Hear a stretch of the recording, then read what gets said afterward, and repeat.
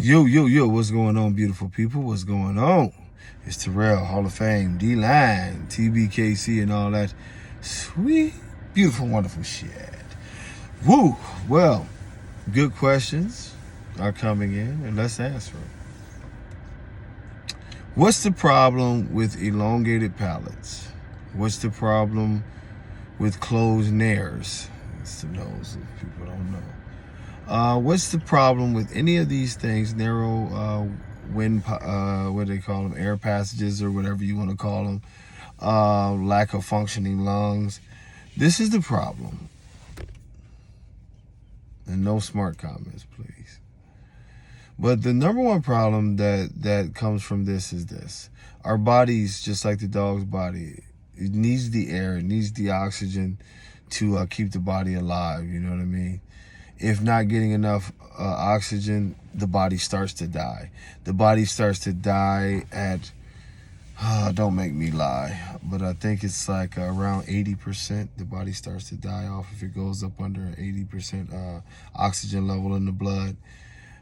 Somebody correct me because I believe that number is off. But anyway, these things contribute to low oxygen in the blood.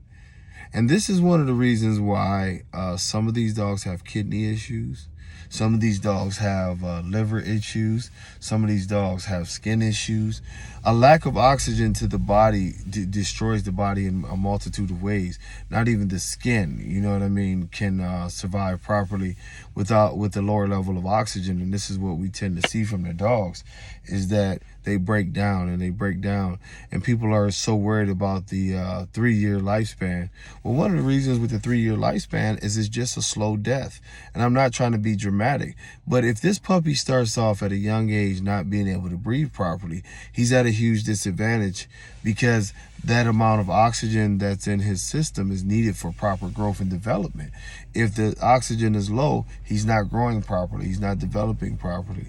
The kidneys, the livers, and all the other organs are not developing properly.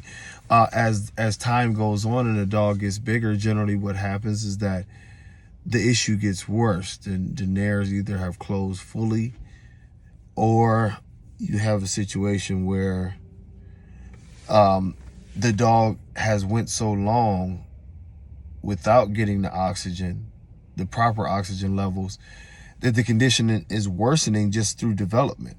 Now, then you attribute the fact that we love to have these dogs so heavy. As we all know, the heavier that any of us get, the harder it is to breathe generally, you know? So now you have more mass to support, and you're still not getting enough oxygen, which kills the oxygen levels even more. And, you know, just basic math. The heart is working more, but it's not getting the proper oxygen levels. The lungs are working more, but it's still not getting the proper oxygen level. Every organ in the body is working harder, but not getting enough oxygen. This is a huge problem, and it's a double detriment, because these are the instruments that are needed to keep the body functioning, but at the same time they're starving, and yet and still it is being a higher and higher demand being put on the body to recover from the lack of oxygen, if you see where I'm going. So it's just like a huge circle of destruction. And this is one of the reasons why many of you are seeing that your dogs are not lasting past 3 years, because throughout the 3 years of his life, his kidneys have started to fail. His liver has started to fail.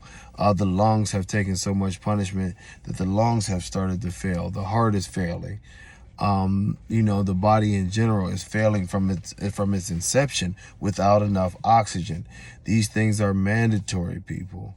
Your dog needs to be able to breathe. Your dog needs to be able to have solid lungs. The size that we want these dogs to carry will demand that these dogs need the strongest lungs possible, because their really body is carrying double the mass of some other breeds. And it's a job. Let's not make a light of it. It's really a job. Even though your dog might move around effortlessly and look very, very good, it's a job to carry that kind of weight. So if he can't pull in air through his nose, which the one reason with the nose, which is so important, is the nose is actually a cooling device. So it cools the warm air before it goes into the lungs.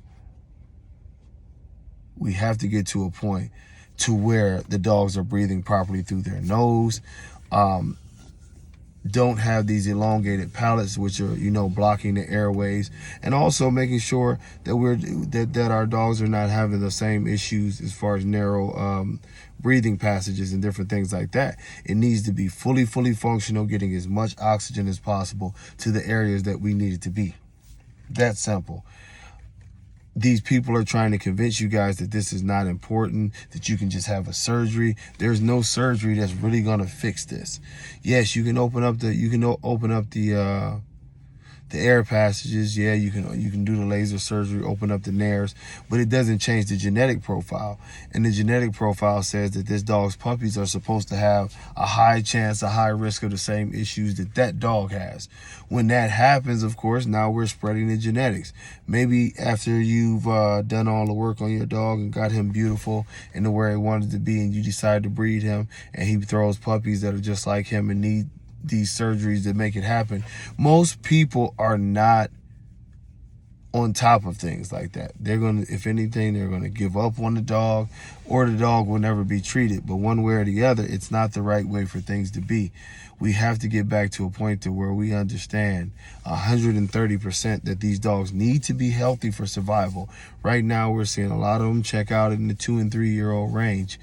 And I can blame a lot of that just flat out on the fact that these dogs are not being checked out, and we are creating super deaf dogs. You know what I mean? And these are dogs that's going to die very fast if we don't do something about it to change the vibe that we have going on right now. I cannot, and I know this is a long-winded video, but I cannot be any more real with you guys. No. If the dog has any kind of heart issue, no. If the dog has any kind of lung issue, no. If the dog has any kind of issue with his breathing, whether it's the nares, elongated palate, or whatever it may be, no. We have to get to a point where we're holding ourselves accountable and understanding that these dogs are suffering, and they're suffering short lives. And, you know, they won't tell you. I've told you guys about that sound and how it's abrasive. When you hear that, you know, I'm not going to try to do that sound, but it's been, excuse me, once again, it's been people who can easily report and tell you that once they had necropsies done on their dogs, the dog's lungs were already full of blood, pretty much. This is something that won't go away. The body cannot recover properly. Things will only get worse. We must, absolutely positively must, do a better job at watching the health of these dogs. It's not a joke. It's not something to chase for clout or any of that good stuff. It's the reality of where we're at today with our breed and saving our breed. Can this breed be switched around and get on a healthy track? Absolutely. It's just a matter of breeders caring before they put something into their dogs. We have tons of dogs that can make things happen for us. We just have to decide who we're going to choose.